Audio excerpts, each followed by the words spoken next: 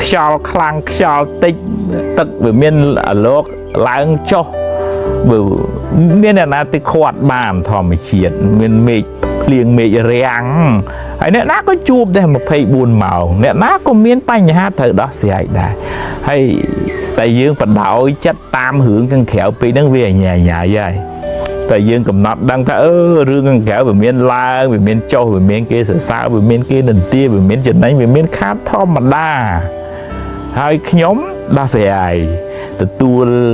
បានរឿងល្អចំណេញចាត់ទុកបនផលនៃការព្យាយាមជួបរឿងមិនល្អធ្វើម៉េចវាមានផលបាបខ្លះដោះស្រាយទៅមុខទៀតទៅអាហ្នឹងវាតលទម្លាក់អាការប្រកាន់ហួងហែងនៅក្នុង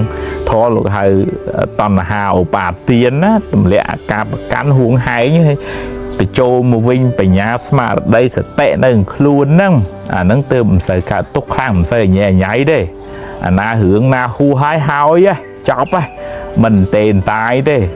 ហើយរឿងណាមិនទាន់មកដល់ហ្នឹងខ្ញុំប្រឹងធ្វើតែឥឡូវ